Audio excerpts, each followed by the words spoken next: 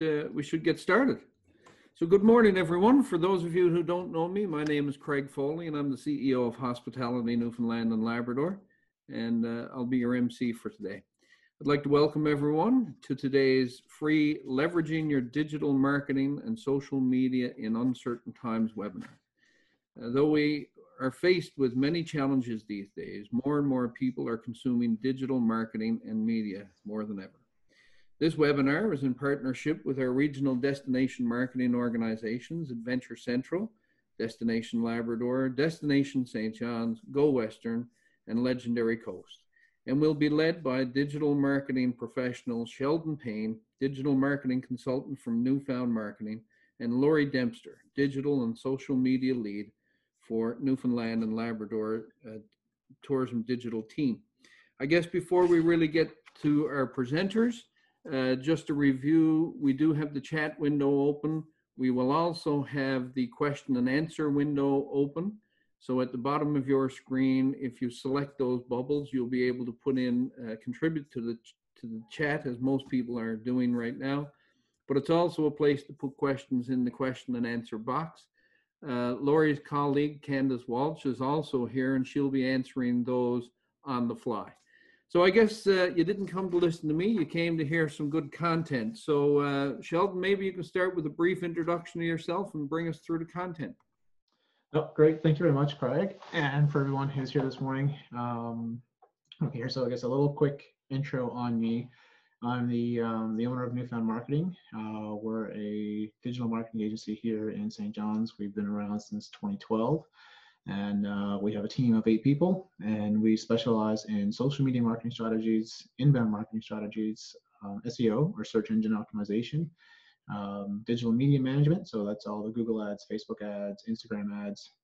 And we also provide web design and development for a number of businesses that we work with, and as well as one-off projects.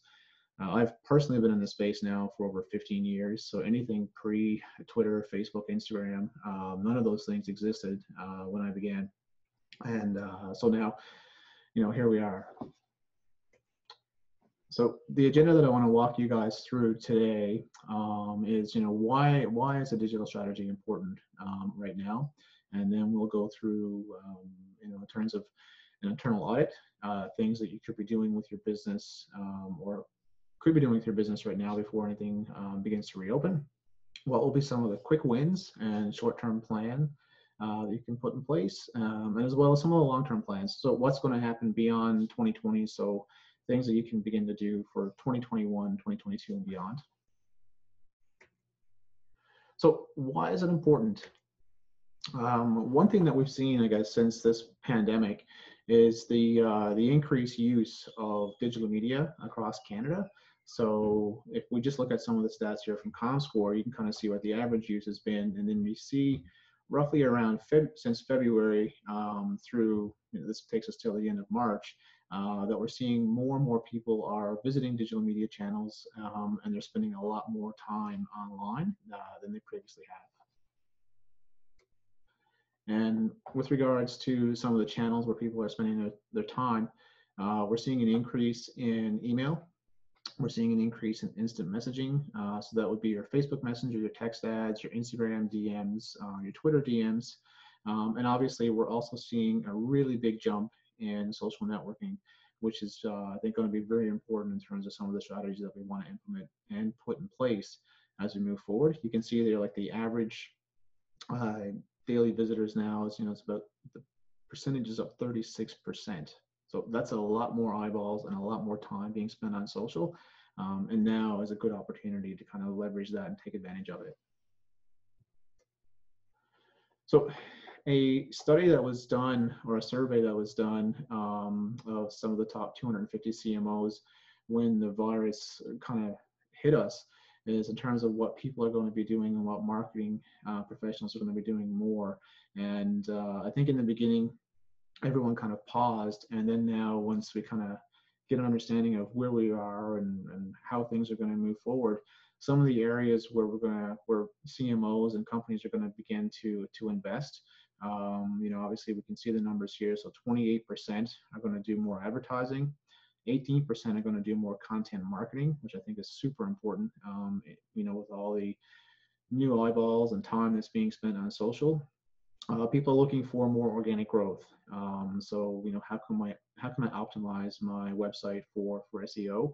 And then there's a 12% increase there in social media. So to put that in context, the 12% is there for social, but without the content marketing and creating the content, there's really not much to kind of add for social. So those kind of numbers go together.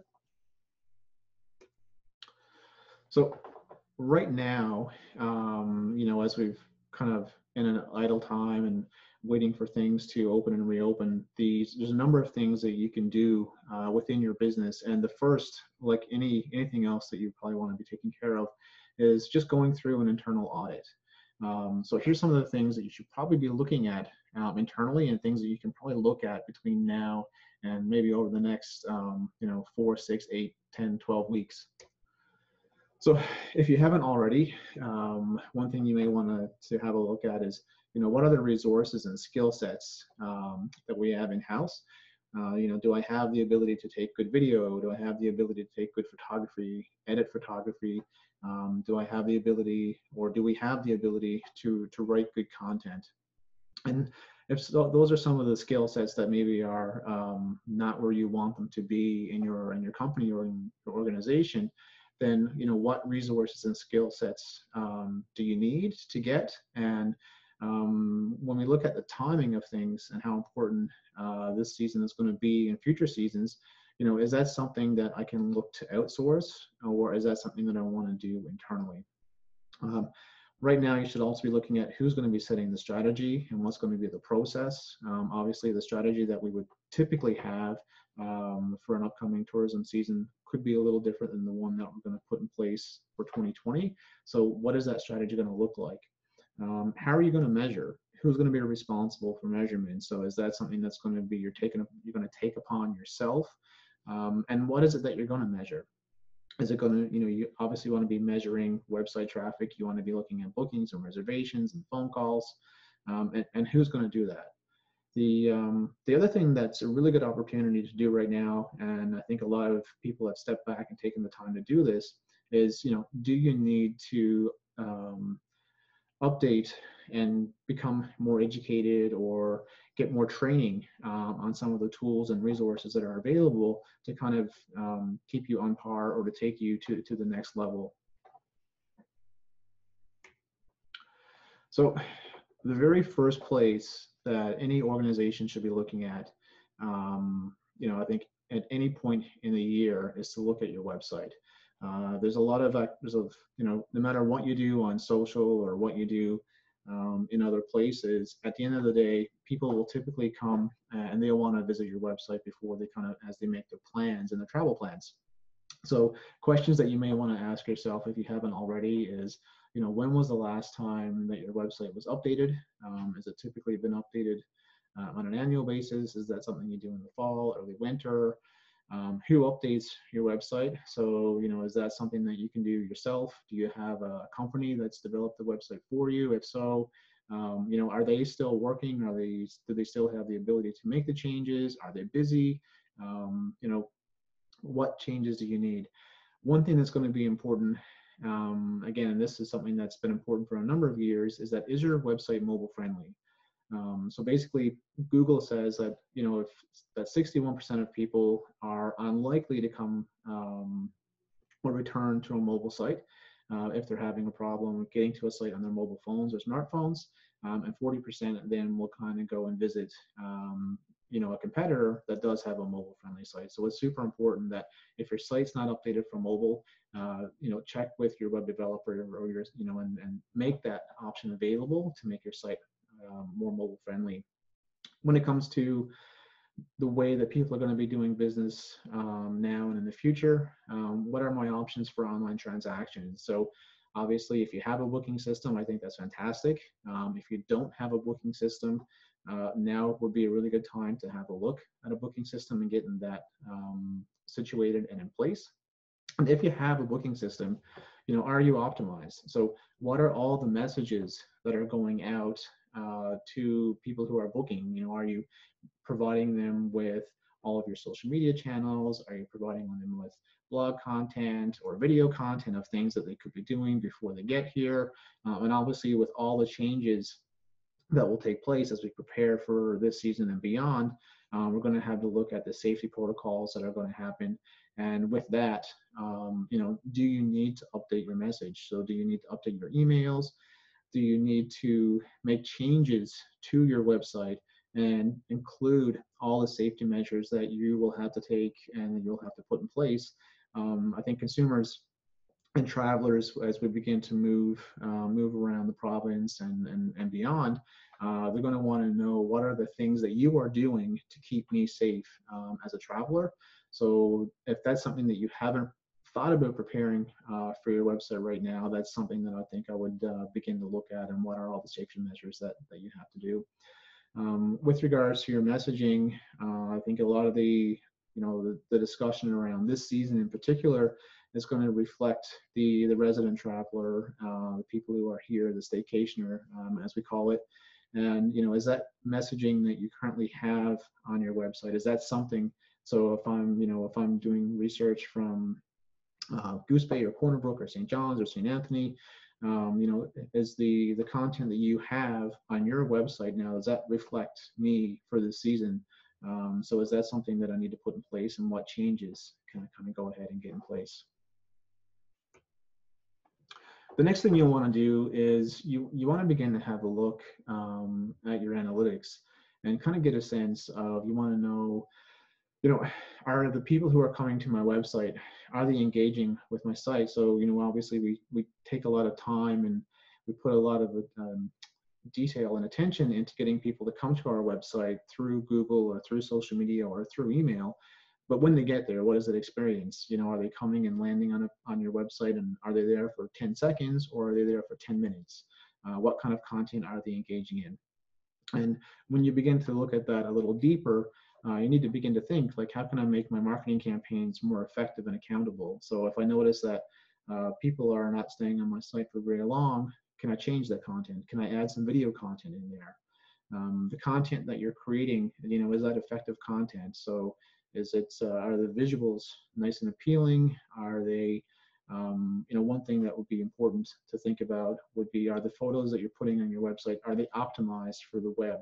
So, are they, if they're big file sizes, because, like most cameras are today, then that will slow down your site. So, you want to be able to keep the nice crisp imagery, but you also want to make sure that, what kind of an impact does that have on my site? And then if people are coming to your website, one thing that you'll want to have a look at is, why are people not booking? What are the processes, or the process that someone will have to take to make a booking on my site, and where are they stopping? Where are they holding up? So, you're spending time to get people to come to your website, but how are you getting people to go through the entire process and make that entire booking?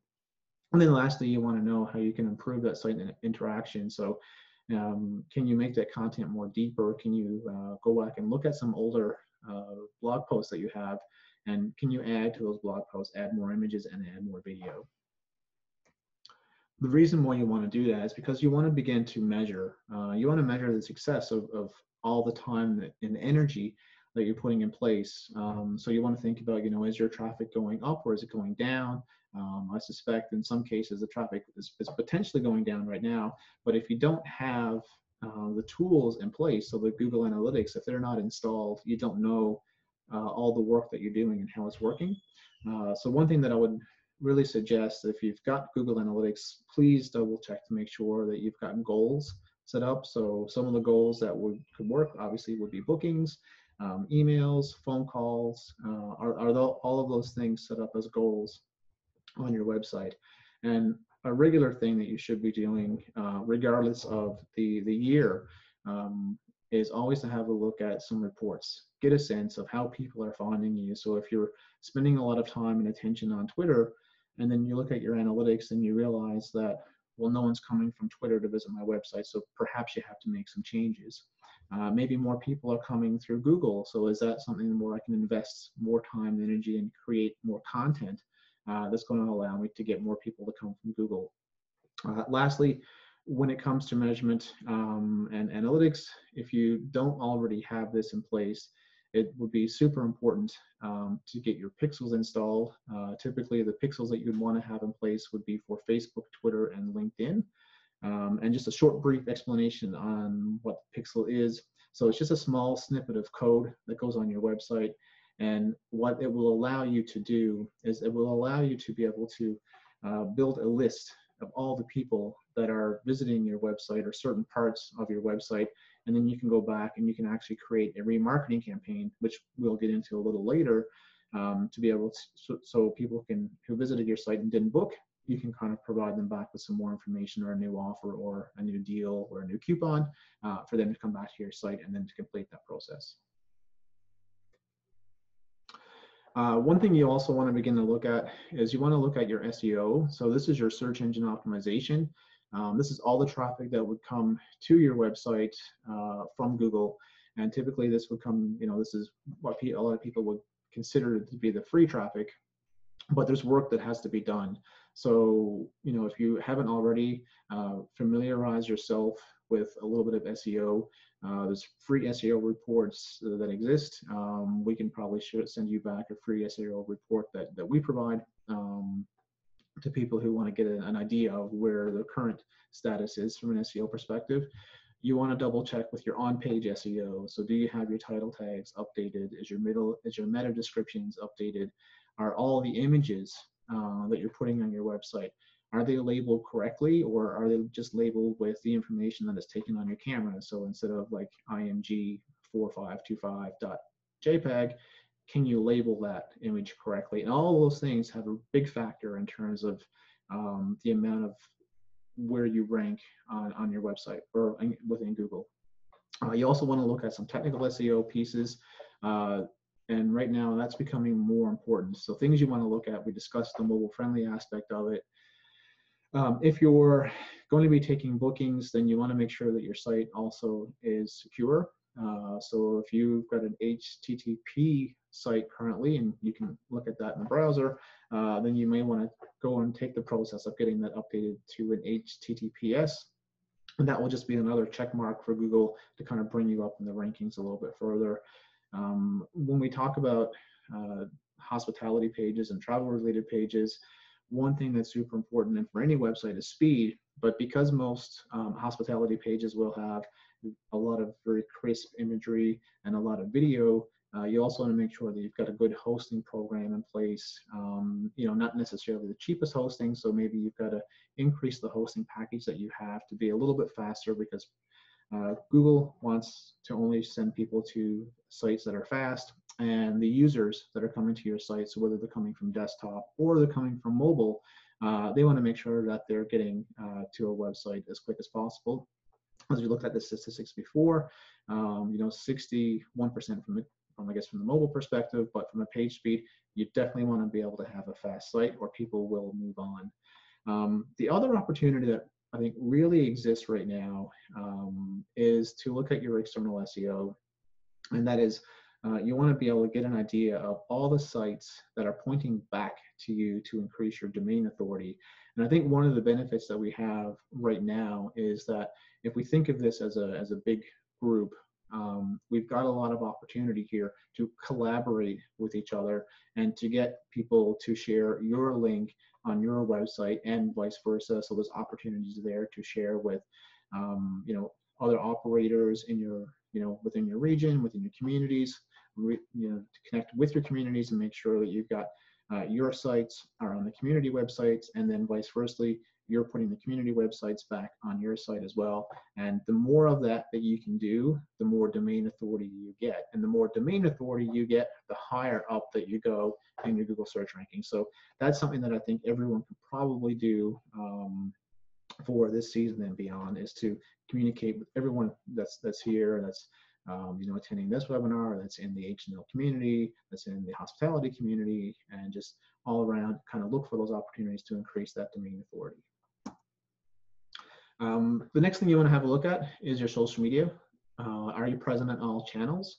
So if you haven't been present on all channels, you've only focused on one or two channels, this could be a really good time to revisit. Do you want to explore new channels? Obviously, TikTok has been increasingly important over the last probably 6 months. So if you're looking to go after the moms, or if you're looking to go after a younger audience, TikTok has aged up really fast. It's a video-based platform, and it's really skyrocketing right now. And is that something, or is that a channel that you want to have a look at? If you haven't looked at YouTube, is that a channel that you want to investigate as well? And are there channels that you've invested in the past, and maybe it's time now to spend a little bit more attention to come back and revisit those? One channel that I think it's really taken off, or it's always going to be there, is Facebook. So it's super important maybe to revisit your Facebook strategy. And again, what messaging do you have out there? What are you currently saying? Or you're not saying anything at all. So if you're not posting, you definitely want to get back on posting on a regular basis. The next thing you also want to have a look at is your Google My Business. So if you're not aware that Google My Business actually has an opportunity for you to make a post, same as you would make a Facebook post or a Twitter post or an Instagram post. You can actually make one from your Google My Business account. And that's something that I would really recommend for you to kind of take advantage of. And also have a look at updating your social profiles. So, can you update that for the upcoming season? What changes can you make? Is there any new photography that you took last year that you can implement and kind of get that in place? Last, and the next thing from an internal perspective is email marketing. As we looked at some of the statistics earlier, email marketing is super important, and I think it's one that many people overlook. If you have an email marketing list, that's fantastic. If you don't, today is a great day to start one. When is the last time that you've communicated with your email list? Do you send a regular newsletter, or are you just kind of using it sporadically to send out deals and packages? One recommendation that I would probably begin to think about is to think of your email marketing as an extension of your social media. So it's your list. You'd want to be able to have a look at, how can I execute? Do I need to segment? And what messages do I want to get out there, and what can I relay to people? So email marketing, I think, is going to be super important. If you're not already doing it, I'd definitely make sure that you're revisiting email. You also want to have a look at your content. I think content marketing, as we looked at earlier, is going to be super important. So review your current strategy. If you don't have a strategy, it's certainly time to begin to think of one. Look at your content inventory. Do you need to update blog posts, photography, videos? Are there any gaps? So some of the gaps that may exist right now is that a lot of the content may have been that you've created in the past may have been there to attract people who are from out of province. So do you have content that's created right now to attract people that are in province? So you want to look at that, and then if you need to update that content, how can you fill the gap there? You then want to have a look at your paid media. So while it's hard to think about spending money right now to get people to do things, paid media is super important, especially on the social platforms. While social media usage is going up, advertisers are also beginning now to shift budgets that traditionally may have been in other areas, and they're putting that money into social media. So you're not only battling with people that are in different parts of the province to attract someone, you're also going to be battling with car dealerships, clothing, fitness, food. So there's going to be a lot of people who are going to want to get in that space. And if you're not going to be spending money on the paid side, then the organic traffic that you're going to be going after is probably going to be a little bit smaller. And you want to make sure that you're taking at least some budget to spend in paid. And where do you want to spend that money? So do you want to spend it on Facebook? Do you want to spend it within Twitter, Instagram? You definitely want to make sure that you're going to be spending money within Google and YouTube. And if you have been spending, then maybe you want to look at the copy that you have, and how do you begin to change that copy to go back to reflect maybe the resident traveler that's going to be there. And think about when you want to restart your ads. So, right now, I would probably begin to think about creating content and getting video content in place, and maybe putting some paid media behind some of that content to create the destination awareness and letting people know about the area. So when the travel becomes available, people already have a destination in mind. So whether that's going to be East Coast, West Coast, Central, Labrador, South Coast, right, so people are going to be making plans, so you want to make sure that you're capturing that, and you may have to spend in the paid media space to get some of that attention. The next thing that you'll want to look at is your marketing technology stack. So basically, what tools are you using or not using? Are you looking at getting new tools? Do you have the right ones? Do you need to invest in new tools? The good thing is right now is that a lot of the tools that are available are offering good discounts and free trials. So it's a really good opportunity to have a look at what some of the tools that you may want to invest in. Here's a short list of some tools that you may want to look at. So from an asset development perspective, Canva is a great tool if you're doing social media, video, and you want to make sure you've got nice graphics. Then Canva is a nice free tool that you can use. The Adobe Creative Suite is great if you're creating more video or you want to get a bit more detailed with Photoshop. Great areas to be in. If you want to really look at your SEO, tools that you could look into would be SEMrush and Ahrefs. Social media, obviously, I think one thing that you want to look at is some of the scheduling apps that will be available. So trying to plan out that content ahead of time. Some of the top ones that I like to recommend is Aorca, which is a local company. You've got Buffer, Hootsuite, Later, Sprout Social, really good tools to be able to think about planning that social media in advance so you can make sure that you're reaching people on a constant basis. If you're going to be working with multiple team members, project management could be important, so Asana is really valuable there.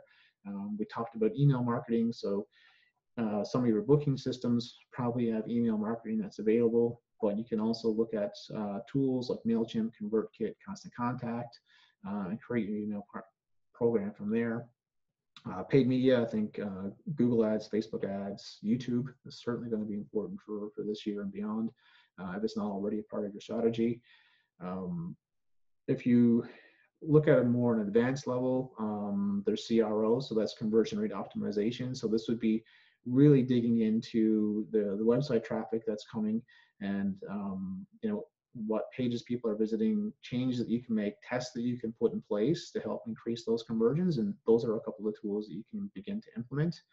And I'll go back to the measurement and the data. And Google Data Studio is a nice tool that's available to be able to go and maybe take some of that analytics data and Facebook data and maybe create some top level charts that you want to put in place. And I find that to be really helpful to kind of dig into what's happening at a macro and a micro level.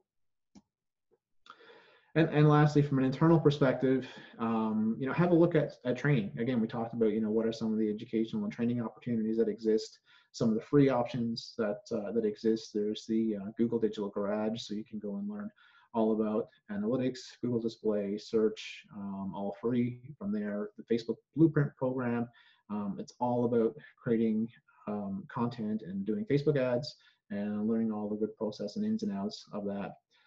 HubSpot has the HubSpot Academy, which is a really good tool to learn about all the things that you can do and utilize content marketing to attract more people to come to you. And then if you want to look at some of the paid programs, there's the Gardner Center, the Digital Marketing Institute, Brain Station, Digital Marketer, and I think the other part would be with the changes that are happening, there's also an opportunity to look at potentially getting a digital marketing coach over the short term, just to get an idea of what is it that you can do in the short term and what you can focus on in the long term. And that's there's a number of them that are out there, and they can probably help you with some of the quick things and analyze some of the opportunities that would exist for you. So now that you've done your internal audit, which again, could take a week to 2 weeks to kind of get all those things in place, and you have a really understanding in terms of where you currently are, you want to begin to develop your new plan. And what does that begin to look like? And the first thing you want to have a look at is, like, who is your audience? So you want to potentially think about creating consumer profiles. So think about who is it that you're going to attract. So if this season it's all about the resident or the staycationer traveler, how do you break that group up, right? So are you looking to attract the over 50, over 60 segment, and then just create a little persona or an avatar, and think about who these people are, where they work, what they do, what some of their online media habits are, and begin to create some of those consumer profiles to really think about how you can reach that particular audience. And then maybe you want to do the same again for families with young children, families with older children, students, young professional couples. Create all of those customer profiles, and then begin to think about how you want to attract those different audiences for your business and what you'll have to do there. Some of the quick wins that you can begin to do after you've done your audit is to go and update your website copy. Again, your COVID-19 safety plan, update your copy for the resident traveler if you haven't already done that. Perhaps this year and beyond, you're going to be looking at new experiences and new offerings. So if those things haven't been updated on your website yet, those are definitely things that you want to put in place. I think a lot of people are going to be looking into the cancellation and rebooking policies. So make sure that you have those clearly visible and stated as well. So people who are doing the research, they can look and they can feel comfortable to book and to cancel with you if that opportunity, if that does happen. Let's hope that it doesn't. You also want to make sure, is there an opportunity to add video to your website? Video is becoming more and more mainstream, and it should be a part of your website if it's not already. And I think there's lots of opportunities right now to add that to your website. Testimonials, look at people who've had a good experience with you in the past, and bring some of those stories, if you can, bring them on your site, make them clearly visible, and kind of get those out there. The next quick win that you want to have a look at is, look to the province. So look at the Newfoundland, look at your newfoundlandlabrador.com listing. There you can make changes there. Can you improve your description, update your images? Is there links to your social and your TripAdvisor? Like, are those things that you currently have in place? And you can make all of those changes with the operator portal, or you can also contact the provincial government there at NL Tourism Operator Portal at gov.nl.ca. So that will be a very quick win. That's probably something you can do today. You can do over the weekend and have a look there and get those changes and make that, again, think about who it is that you're going to be looking to attract. So who are those customer profiles, and then how can you change your descriptions and your images to attract those people who are going to be visiting Newfoundland and Labrador, to find out what to do, where to go, where to stay, what packages and offerings are going to be available.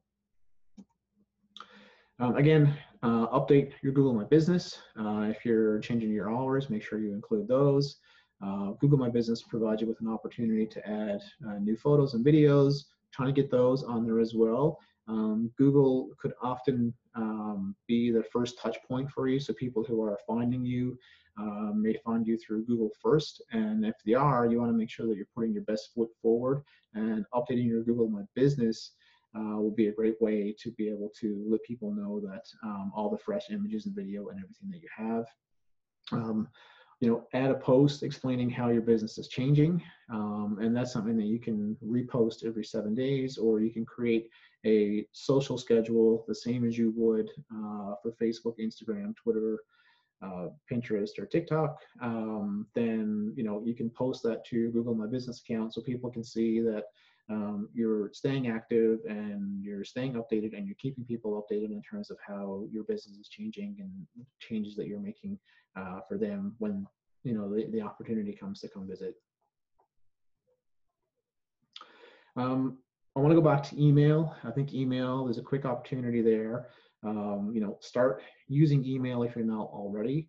Don't worry about losing subscribers, but I think what will be super important is to, um, you know, segment your audience right now. And if you haven't already, go into your email marketing program and try to separate your resident and non-residents into two different lists, and begin thinking of a plan that you want to put in place for the resident traveler that's probably going to be here for this year. And then what content do you need?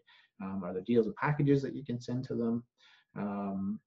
And again, think of email as part of your social media strategy, and think about how you can grow that list, right? So think about growing that list today. So when the opportunity for travel does come about, that list begins to grow, same as you will grow another social channel. So whether it's Twitter, Instagram, Facebook, think of email as another social channel, and your goal there is to grow that list. So once you kind of have some of those quick wins in place, it's time to begin thinking about your content marketing. And some of the things to start, if you haven't already, and I'm sure many of you already have, is to, how can I build content for the resident travel? And a lot of the things that you may have done, or maybe you want to revisit, is to begin thinking about some of these questions and think about, what makes your community special? Why do people live here? For people who haven't seen, who haven't been to your part of the province yet, what is it that will be interested learning? I think there's an opportunity, there's an educational element that will be available this year for people with maybe with young children or older children, is to think about, what's some of that content that you can create. What are some of the less traveled places that people locally would like to go, but maybe is not something that's frequently known about? And what are some of those areas? And I know there's so many across the province that are out there that do you have content for that, and how can I update that content? What stories are available? Other, what's the history with your region and with your community, and what are some of the stories that exist, and how can you create some of that content? I think also, like, one of the things that's going to be super important this year is that working together with different groups, individuals, and planning in terms of like how we're going to bring people to a region or to a couple different communities, and how when that happens, like what's that experience going to look like, and how can you help each other, and how can you create and collaborate on content that can be shared across a number, whether it's with your DMO or with the province or within the community or within yourself and a couple of different operators.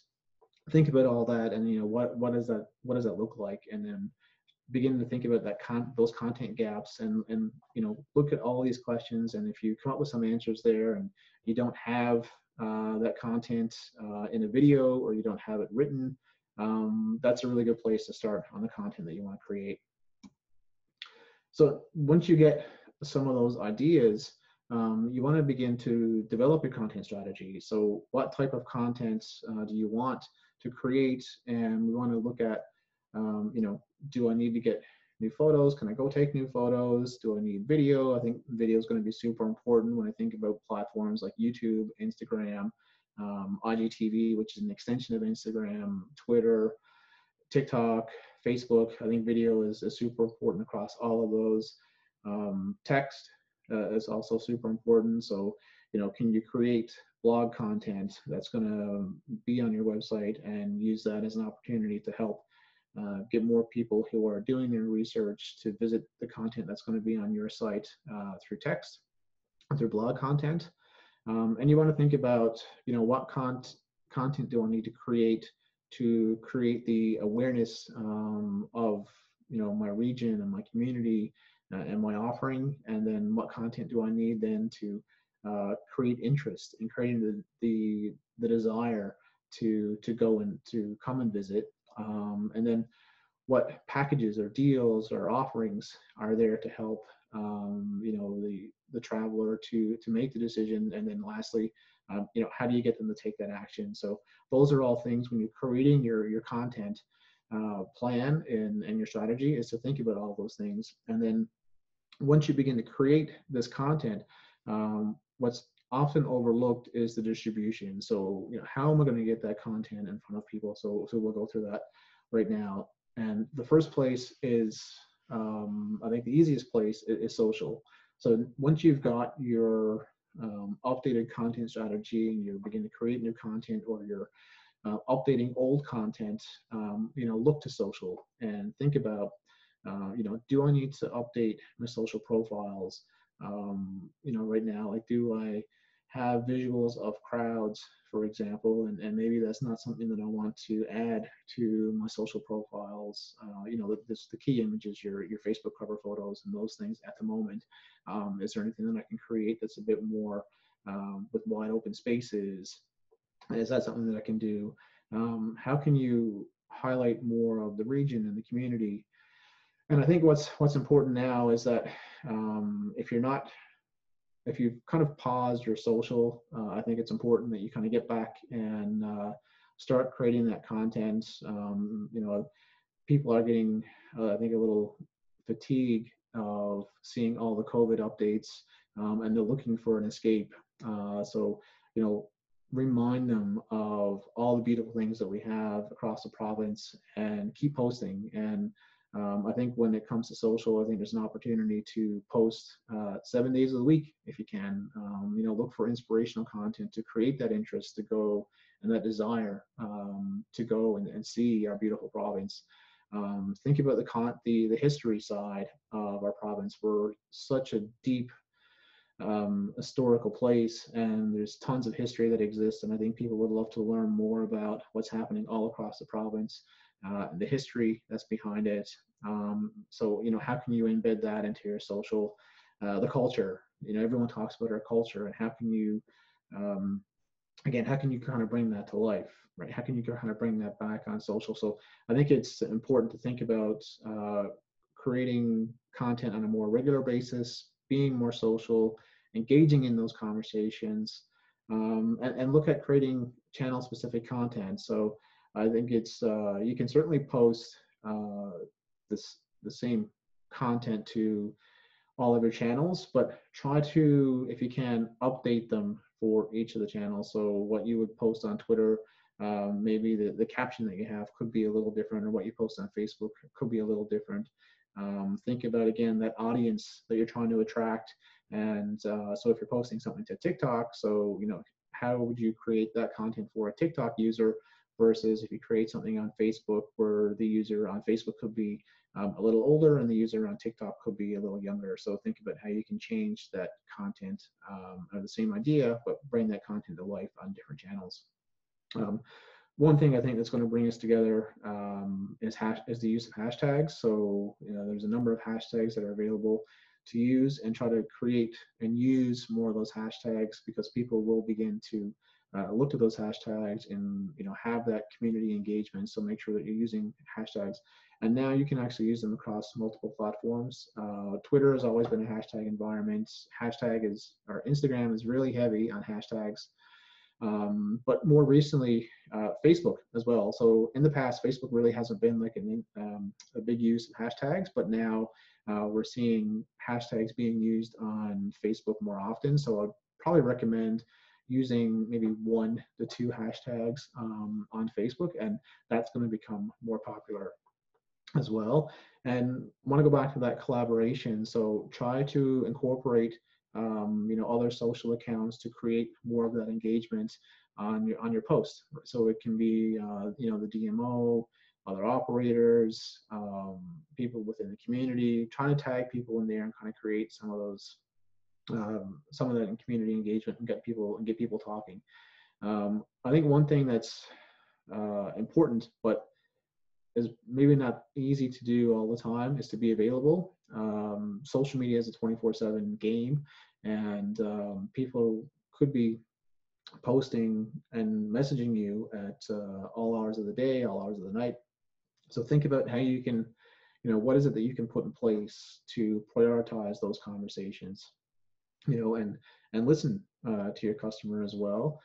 Have a look at, what are the questions that people are sending you messages on, and then, again, do you have that content on your website, or if you're getting the same question over and over, can you create an FAQ that you can then turn into a social post, or maybe you want to answer that FAQ with a video post. So, listen to the conversations that are going on and can begin to think about how I can relay that information back to people and your future travelers through images, through text, or through video. From an SEO perspective, I think the key thing right now is to think of this in a couple of ways. It's going to take a couple of probably 1 to 2 months for any SEO updates that you're going to make. So you want to jump on that pretty early, but also think about that in terms of what you can do for this year, but the content and the SEO that you're going to create. Again, what's going to be that added value and SEO that can put in place to attract people for next year. And don't only think about SEO from a Google search engine perspective, also think about SEO from a YouTube perspective. So YouTube is the second largest search engine in the world. So if you're creating YouTube content, make sure that you're also taking the time to optimize your video to show up in search as well. So those are things that you can look at. One thing that everyone has access to for free is the Google Search Console. It's a really good place to go and to get a sense of how you're currently performing with regards to free Google search. They will provide you with the top pages that you're showing up for, where you currently rank for those pages, some of the terms that you currently rank for those pages. And what you can do is maybe look at some of the older content that you have, and is there an opportunity then to update some of the content that's ranking well and just add a fresh perspective on it, or to update that content. And that's going to help you jump up with a number of other factors in search for free. Then you want to have a look at paid. And so the ways to approach paid, I think, is to, if you're not already, Google is probably going to be super important, as it always is. Make sure that you've got a brand campaign in place. Many businesses kind of overlook this. They rely on their Google My Business, or they rely on the free organic traffic. But a brand campaign for Google Ads basically is when I type in your business name, there should be a paid ad on the top, and this is your opportunity to provide me as a potential visitor for you to give me, like, what is the best package that you have, or the best offer that you have right now, to make sure that I can kind of really jump in and own that. Typically this traffic is not going to cost you very much because it's your brand. However, what you may see, and sometimes what does happen, is that with brand campaigns, you probably will this year see other people competing on your brand. So that could be the aggregator sites like a Booking.com or an Expedia, or it could be your competitor down the street who's going to be bidding on your name as well. So it's super important that you have a brand campaign, so you can make sure that you're in that top position when people are looking for your business and they're looking to stay or make a booking with you. So make sure that you do that. When you're doing paid search this year, obviously you want to filter that out for people that you're trying to reach geographically within our province. And I think you also want to have a look at Google Display. Google Display is a very great way to show the offer that you have, to show and highlight your community, your area. And some of the areas that we've seen that's kind of changed since the pandemic has begun is that news has become super popular. So there are a lot of people that are visiting news sites, so nationally, regionally, locally.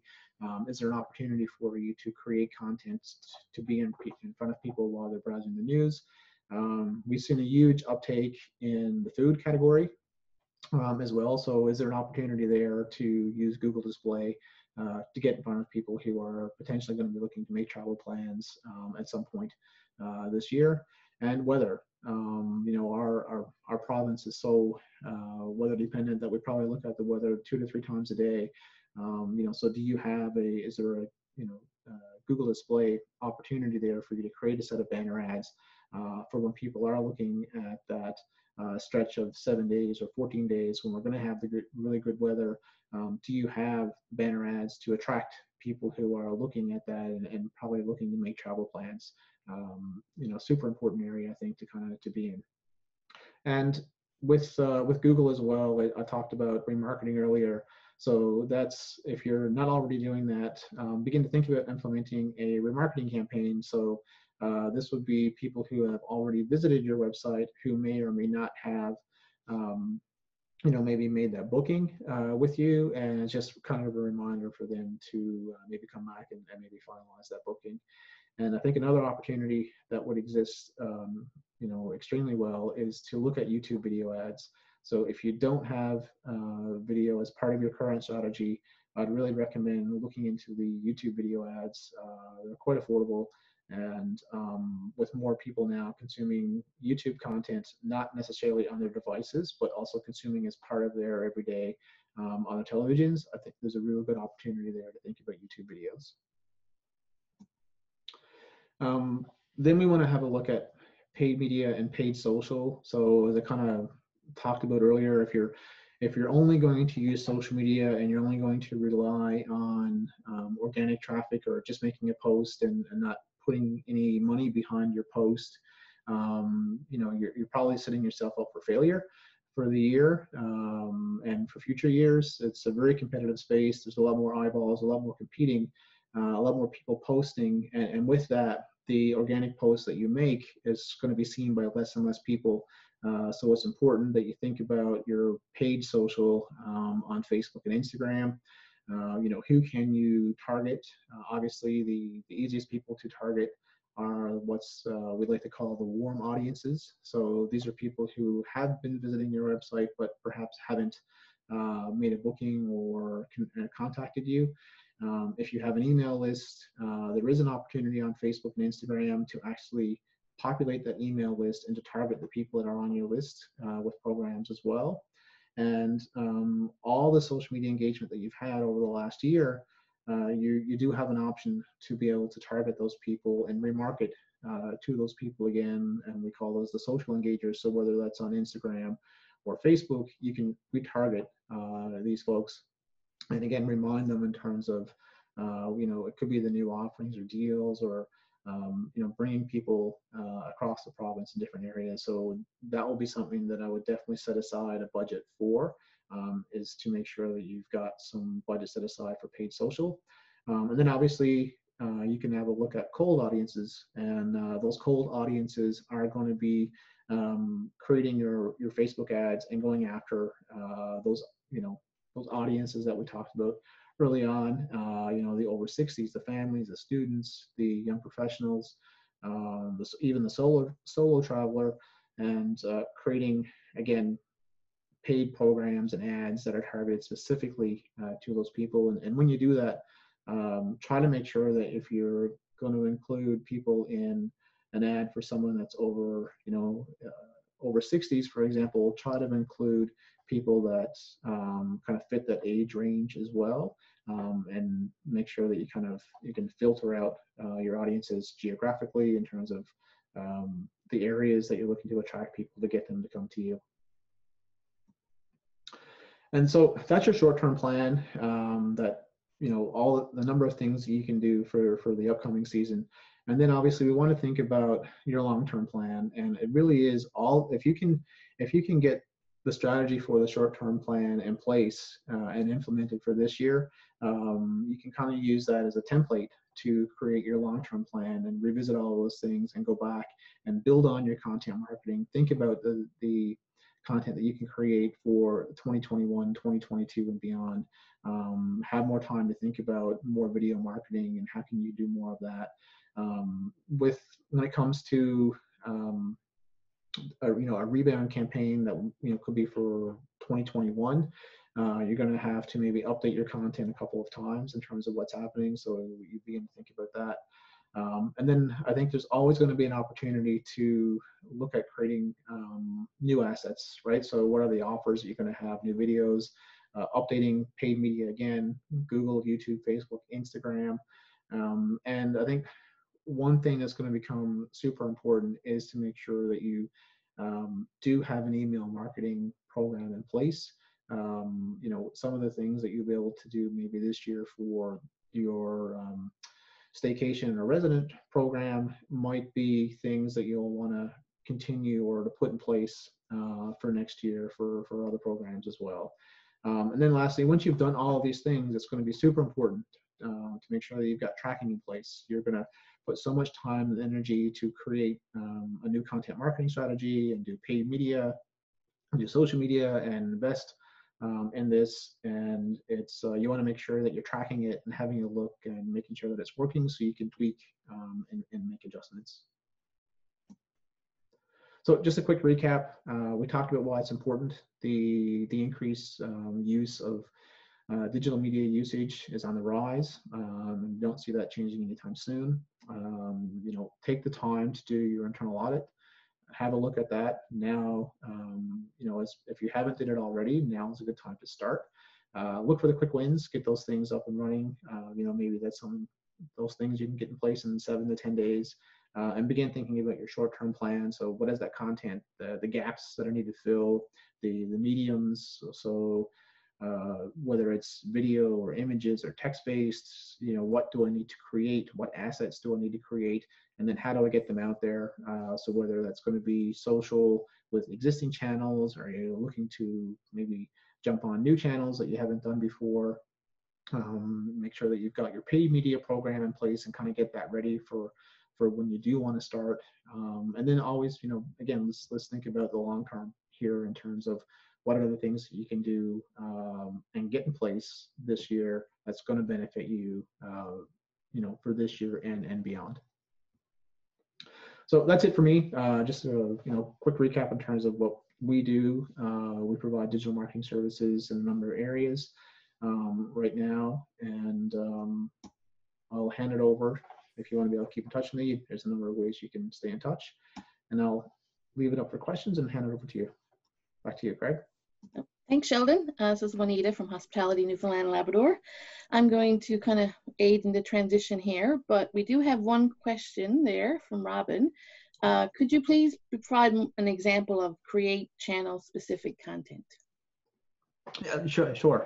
So when you're creating content on Facebook, for example, you have an option to create, your captions can be longer. But when you create content on Instagram, you want to think that most people will only see maybe the first sentence. So you want to adapt that content maybe to get maybe the call to action or the most important part out as soon as possible. And if you do Twitter, you have even less space as well. So you want to make sure that you're maybe going to tailor some of that longer form content to be a little shorter.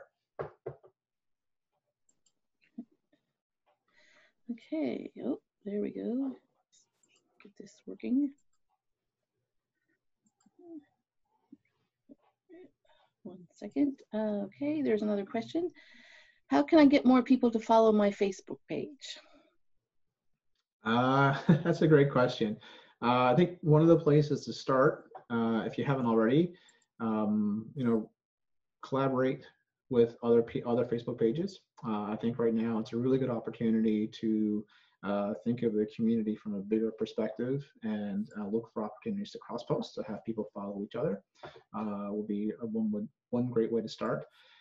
Another would be to send an email to people that are on your email list, and just give them a little reminder that you're on Facebook and some of the content that you're going to be sharing, and maybe even ask them some of the content that they'd like to see, so you can, again, listen to what people are asking for and then create that content.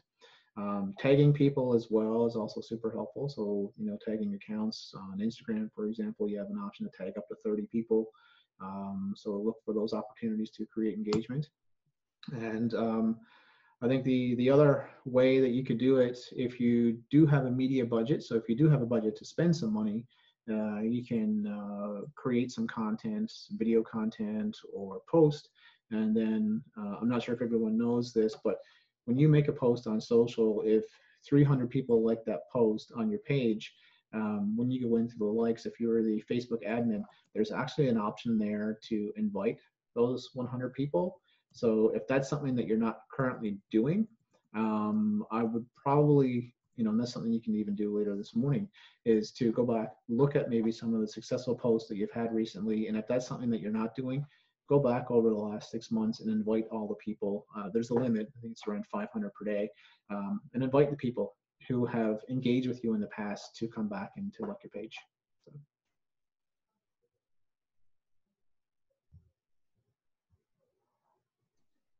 Okay.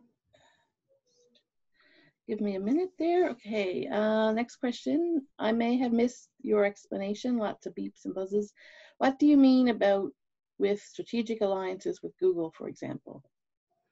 So we have a relationship with Google and Facebook.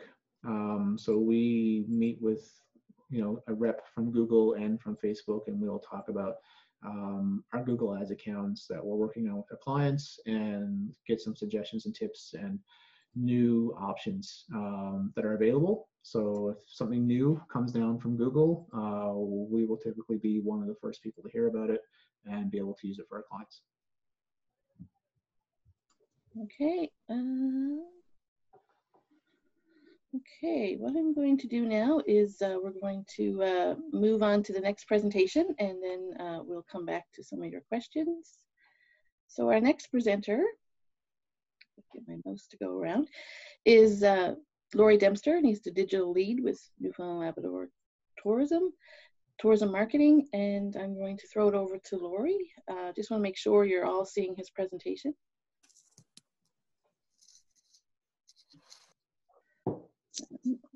Second, my mouse is deciding to go bits. Okay, Laurie, are you ready? I am. Thanks, Juanita. So I guess I'll have to, I'll get you to advance when as we go. Well, first of all, good morning. I just want to thank Sheldon for his excellent presentation. There's a lot of great stuff in there. He's got a lot of actionable things and a lot of really good practical takeaways. So just want to say great job on that. Hello and good morning to all of you. This is a real pleasure to be with you. I want to thank, first of all, Hospitality Newfoundland and Labrador for allowing me to talk to you this morning. I want to thank Craig, Juanita, Mike, Chanel, really the whole crew there for inviting me to be a part of this.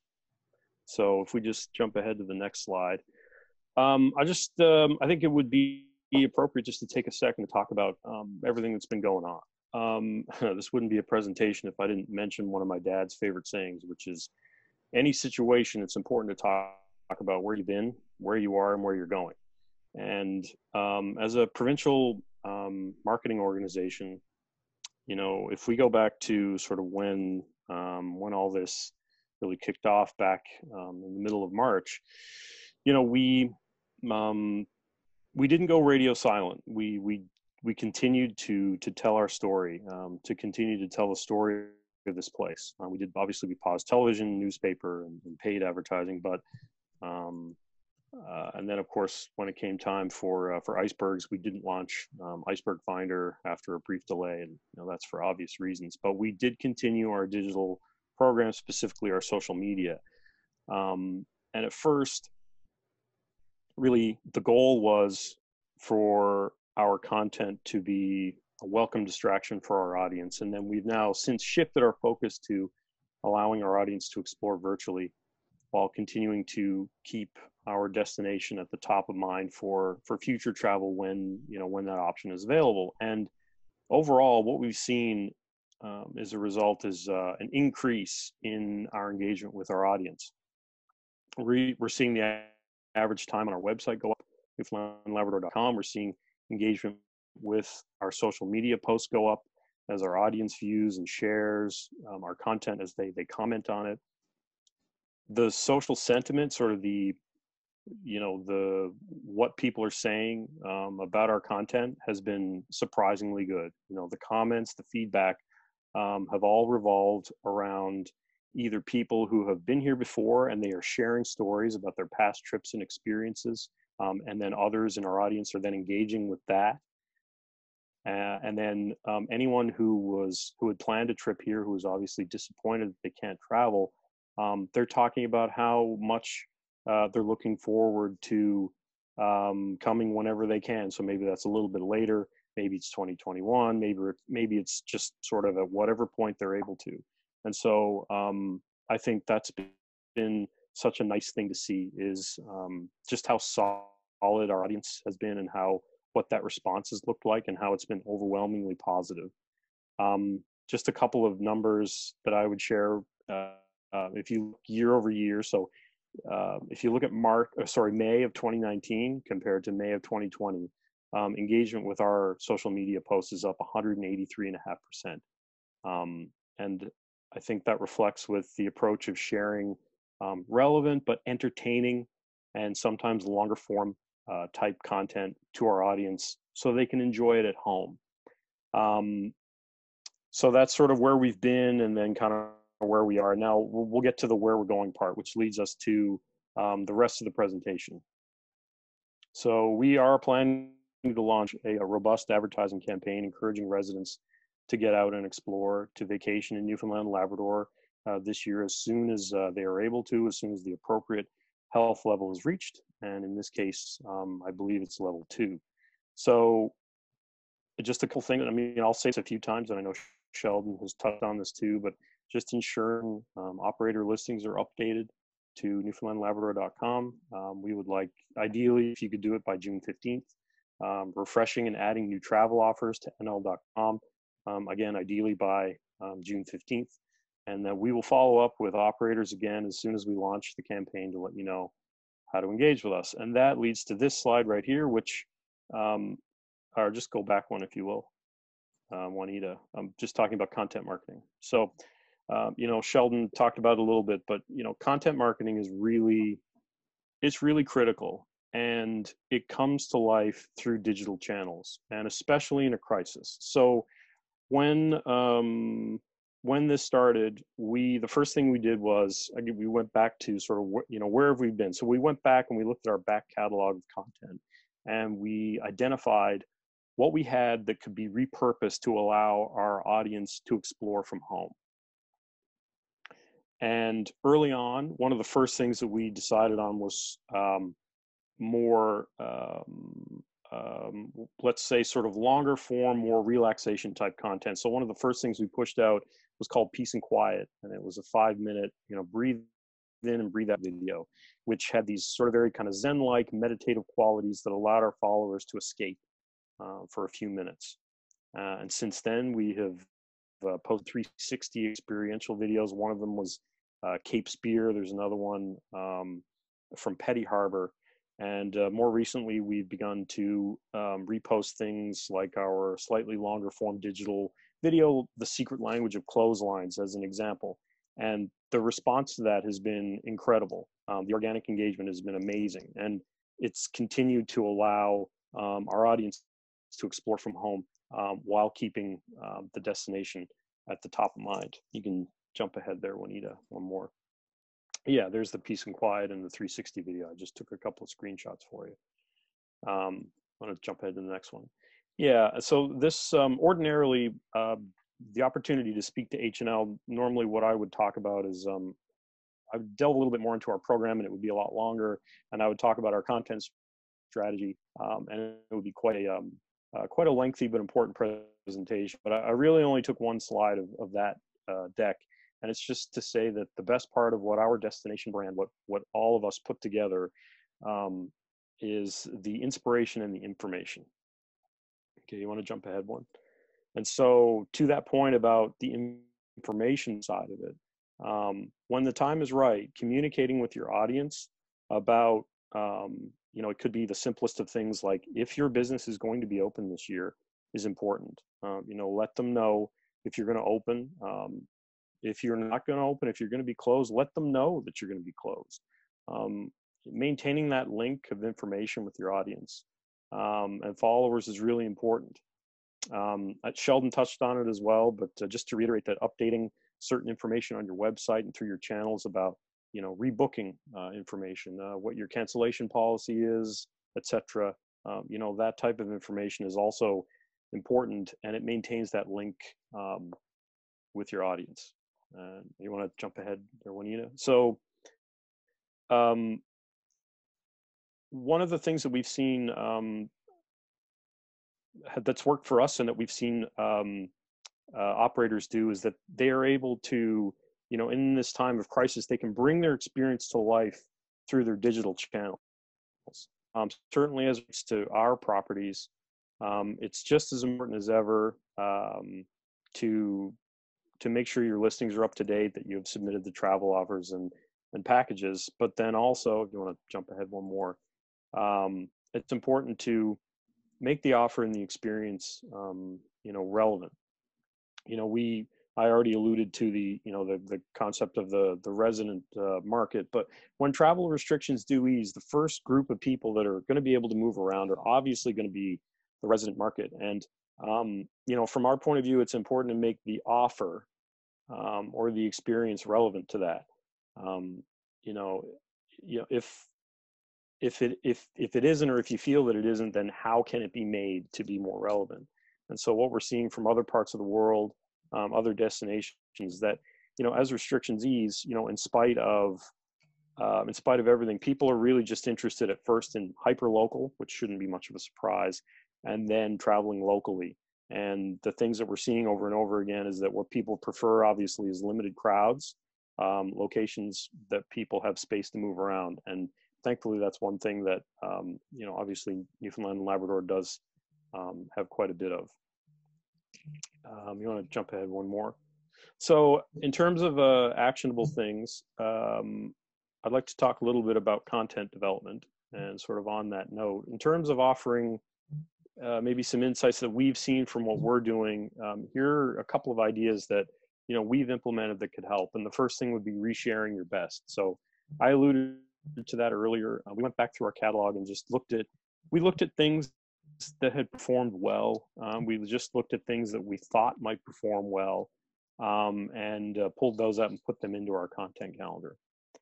But we also, it's also a good idea to try to share new things as well, the experiential content that your audience can see themselves in. At the same time, inviting audiences to share their memories. And that's one thing that we've seen do very, very well for us, is if you ask people, what would be your favorite this or that, whether it was sort of a tour or your favorite aspect of what your visit was, and what are your best memories. And Sheldon also alluded to video. Well, one thing that performs very well in social media is video, live video in particular as well. Tours, how-tos, really anything that you can broadcast to your audience, which allows them to experience what it is, what your product offering is, and what it is that you have to offer. And I'd like to offer just a couple examples of that. Juanita, if you want to jump ahead there. So just a couple operators who have done a really good job of bringing their experience to life. The first one I'm sure most people would have seen, Trinity Eco Tours, the skipper Bob Bartlett. He produced this fantastic virtual tour, and it was just such a great way to see, to get a glimpse of what his product offering is and what the experience would be like. And he just did an incredibly good job about it. And we're just, I just thought that was a great example. And then in terms of information and sharing communication with your audience, Rafting NL is a really good example of really just kind of laying out what their product offerings would be, and what would be available at sort of each health level. And their website there, I think it's raftingnl.ca/COVID. They lay out everything that would be available at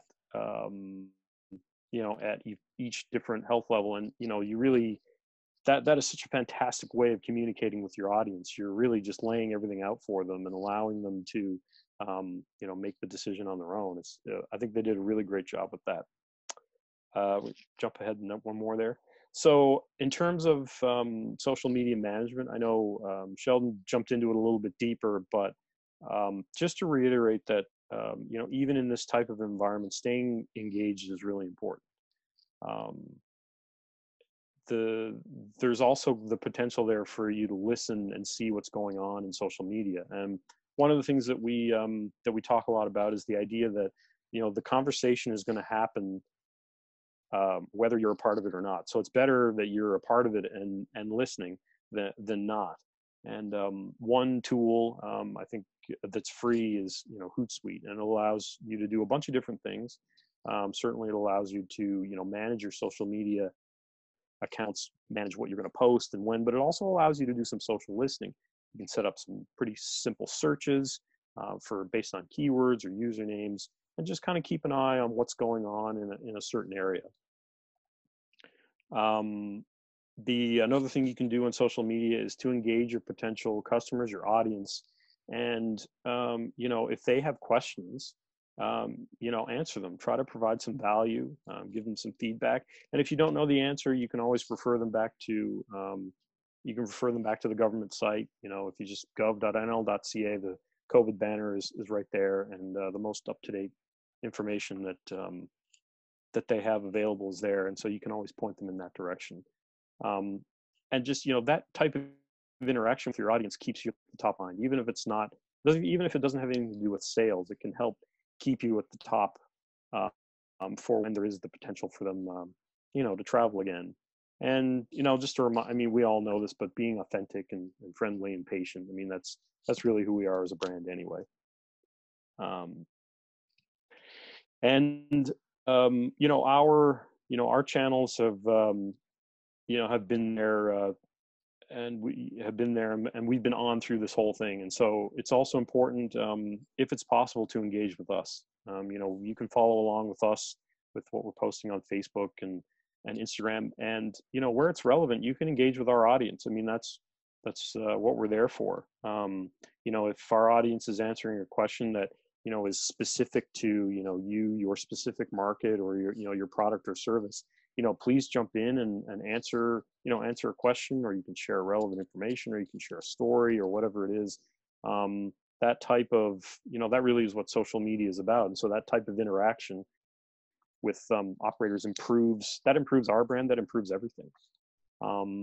Also, please continue to use our hashtags. Our official one is still ExploreNL, and where it's appropriate, obviously for the time being, you can continue to use sort of stay home, stay safe messaging. A couple that we tried out, wait to ExploreNL and hashtag ExploreNL from home. I just wanted to close by saying that, you know, our organization exists because of you, the operators, and you know, we've continued to tell our story, and we are going to roll out a campaign as soon as we can, as soon as we're able to.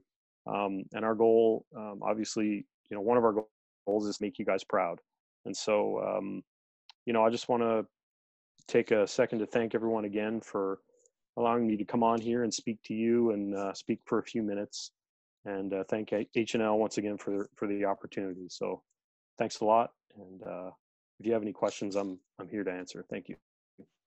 Great. Thanks, Lori. Thanks for your great presentations, both you and Sheldon, this morning. We do have a couple of questions in our queue here that we can address, and if anybody else has a question they'd like to ask before we clue up. So Carl asks, speak to video content for tourism, catchy beginning and CTA at the end, lens quality. Sheldon or Lori, any comments on that one? I mean, I could speak from our point of view. I think, you know, at this point in time, I would be, I think the thing that I would focus on is sort of the genuine aspect of it and the experiential aspect. I mean, ordinarily, yeah, we'd be talking about having a call to action at the end of it. But I think in the time that we're in, allowing your audience to experience a genuine piece of who you are and what your experience is like is perhaps more important. So that could just be, you know, if it's a walking tour, you know, it could be a couple of minutes of, you know, the great scenery and you just talking about a couple of things. I mean, that could be as simple as it is. I mean, in order for that type of video to be effective, it doesn't need to be highly produced. It doesn't need to be perfect. It doesn't need to be glossy, but it does need to be genuine. Really showcasing who you are, and allowing people to, allowing you to convey the genuine aspect of who you are as an operator. I think might actually be more important. So it's kind of a tough one to answer, in context of the situation, but I think that's probably your best bet. Thanks. Sheldon, anything to feed in there? Yeah, I guess maybe one thing to think about, I'll go back to each of the channels and being content specific. So obviously, if you're going to share a story on YouTube, I think it's important that you kind of shoot wide. I think Laura, you mentioned that as well. It's going to be important to shoot wide for YouTube, so think about that. Facebook will be the same. But then if you're going to, think about your Instagram user or the story user, where you've got more of the vertical phone, so you might want to shoot a little differently. Think about who that audience is. So I think like when it comes to, if you're going after a younger audience, you might want to think about something that's going to be a bit more exciting and appealing and shorter and faster, to kind of just to create that energy. But if you're going after an audience that maybe like this a little bit older, maybe you want to slow it down, be really explain what it is that you're going to do, and kind of think about, again, who are you speaking to, and then kind of put your video out from there. So that would be kind of the way I would maybe approach it on that end. Great. Okay, now another question. Are giveaways an effective way to gain followers on social media? Okay, I can jump in on that one. Easy answer is yes, certainly is. However, there's a caveat that I always put in place with the giveaways. And while it's great to get people to follow you because of a giveaway, you need to think about the algorithm in terms of the way the platforms work. So whether it's Facebook, Twitter, Instagram, and whatnot. So if you're putting out a contest with the goal of just gaining followers, you can achieve that goal.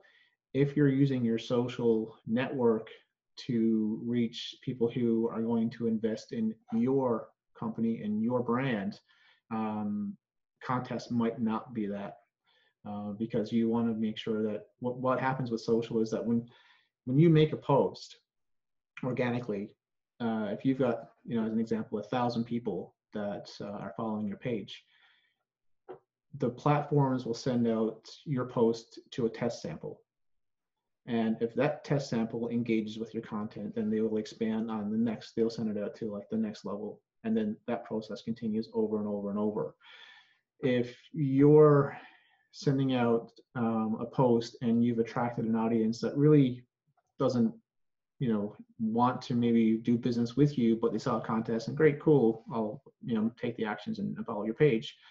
Then when that post goes out to that person, they skip that, and then your engagement goes down. And then so the more people that you collect as a follower, but they don't engage with you, the more times you post, your engagement begins to go down and down and down, further and further. So I wouldn't necessarily be thinking about how many people that I can gain as followers, but I would be thinking more about, I think to Lori's point, and what we typically try to encourage is to get people who want to engage with you and create that conversation. So being authentic. So a bigger audience doesn't necessarily mean that more people see it. But to answer your question, if you want to do a contest and get more followers, you can do that, but it may not help you with your overall goals. Great, thanks, Sheldon. One last question. When should we begin our campaigns for summer 2021? Okay.